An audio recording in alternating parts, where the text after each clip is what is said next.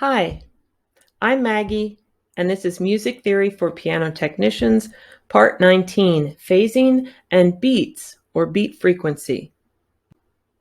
Sound waves are longitudinal waves or pressure waves. I prefer the term pressure wave because it makes more sense to me when I think about how sound travels through a medium. Each molecule bumps against another molecule like a domino. So if you picture each one of these lines as a molecule, they hit each other, and like a domino effect, they just keep pulsing, making sound travel to our ears. And obviously, you don't have a single line of a bunch of single molecules. They radiate from a sound source in a globe shape that gradually expands. This might be easier to picture if you look at a slinky. If you think of each ring as a molecule, they bump up against each other, and a wave, like a domino effect, travels through them, but they reset every time, waiting for the next wave.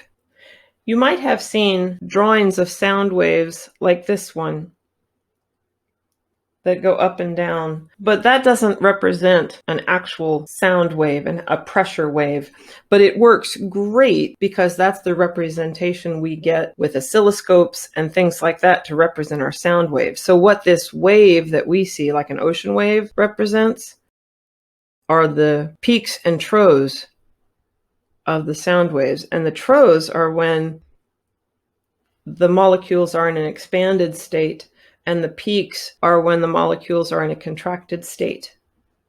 There's something called an interference pattern, and the best way to picture it is to imagine throwing a pebble into a lake. When you do that, you see ripples move away on the surface of the water away from the pebble. If you were to throw two pebbles in a lake at the same time, both pebbles would make a similar pattern emanating from each place you threw them in, but then they would cross. Where these ripples would cross, another pattern would form. That is called an interference pattern, and it can happen with any type of wave, including light and sound. There are two types of interference patterns with sound I'm going to talk about today. If I have a wavelength represented with peaks and troughs, and I have another wavelength that's identical to it, and they start at the same time, and they line up perfectly, pretend these line up perfectly, then I have a very nice, clean sounding unison. However, if I have a pitch and another sound source, another string or another pitch, has exactly the same frequency, same pitch, but does not line up with it perfectly, we get an effect called phasing. This phasing effect, with the peaks and troughs not completely lining up, give a regular tonal shift to our sound. Regular being a key word, so it may go why,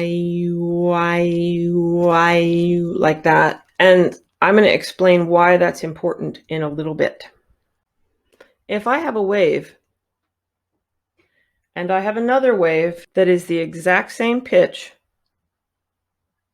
but it phases this way, to where it is exactly opposite of the pitch. They're the same frequency, but they do what is called cancel out, canceling. They will cancel each other out, and you won't hear them at all. There will be no sound.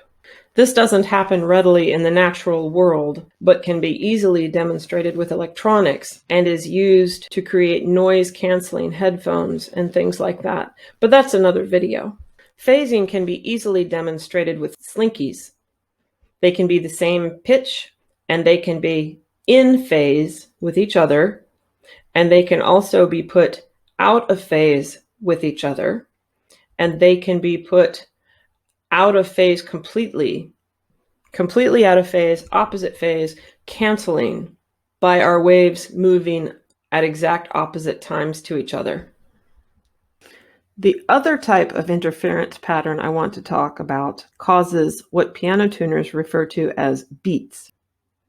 If I have a sound wave, and I have another sound wave that is not the same frequency, the peaks and troughs do not line up in a regular pattern as with a phase shift. It starts out a little bit like a phase shift here, but notice here there's a complete cancellation, and here it's just irregular. And what we end up with is an increase in volume in a sense where they meet, and a decrease in volume when they oppose, and everything in between.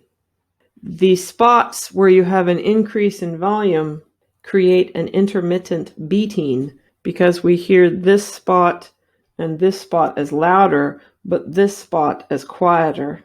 Beating is slightly different than phasing because we hear a wah, wah, wah, wah, wah.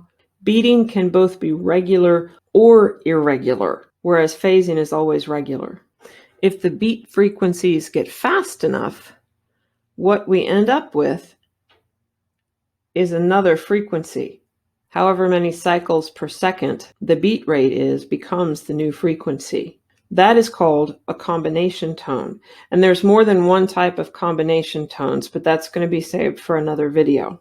But this line that I just drew, that I'm going to draw again, is our combination tone.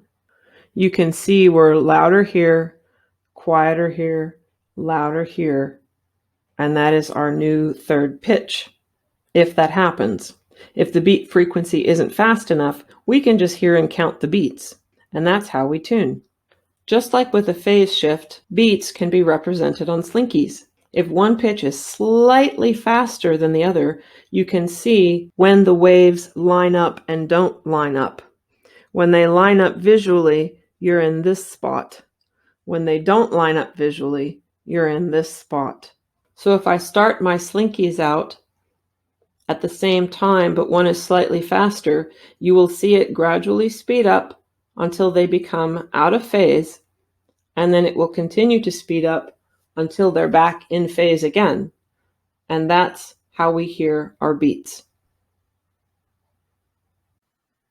So quick review. Out of phase or phase shift, you have the same pitch, same frequency, same wavelength, but they're not quite lined up.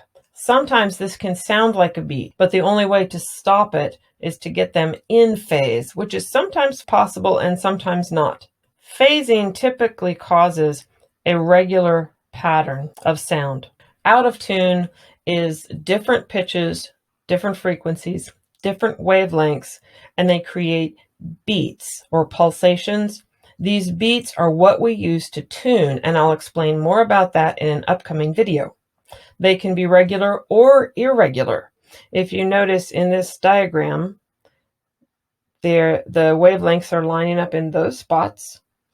And if you draw a line to them, notice that the second peak and trough or valley is not as extreme as the first two, or the first one, I should say, one of each. Sometimes our beats are a very regular pattern, and they'll sound something like wah, wah, wah, wah, wah, wah, wah, wah, wah, wah, wah, wah, wah. And sometimes they won't be regular, and they might sound like wah, wah, wah, wah, wah, wah, wah, wah, wah, wah, or wah, wah, wah, wah, wah, wah, wah, wah, wah, wah, wah. They can sound all kinds of different ways. When I start getting into what exactly we're listening for with beats, I'll talk more about that. Even though I'm going to be talking about tuning in future videos, I want to go over something real quick because my slinkies are handy. Do you remember this diagram when we talked about harmonics and an octave? If you were to have two different pitches an octave apart, their fundamental frequency would still have this same proportion, with the larger one taking up a certain amount of space and the octave taking up literally half that space as far as the wavelength is concerned. If you look at my slinkies, you can see one at a particular wavelength and the other one going twice as fast. That's the exact same thing, except a different visual representation. Do you remember my representation of a fifth with the second partial compared to the third partial? If you have two strings vibrating a fifth apart, they're going to have that same ratio, 3:2, and this can also be represented with my slinky. One can vibrate 3 times for every 2 vibrations of the other one.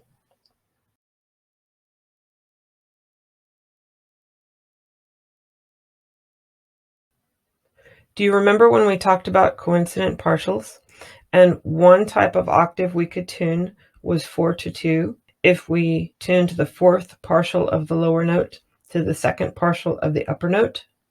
Basically, what we're doing is we're tuning a unison between those two partials if we want that type of octave. And just like with the fifth, one type of fifth we could tune was 3/2. We're tuning the third partial of the lower note to the second partial of the upper note. And what we're listening to are the beats of the unison between those coincident partials. There's a lot I'm leaving out here, and I will be hitting it all in future videos. But if some of this is a little too confusing, you can ask me questions by commenting below or sending me an email at maggie@thebutlerschool.org. And if you'd like me to cover something specific in this video in more detail, you can let me know that too. Thanks.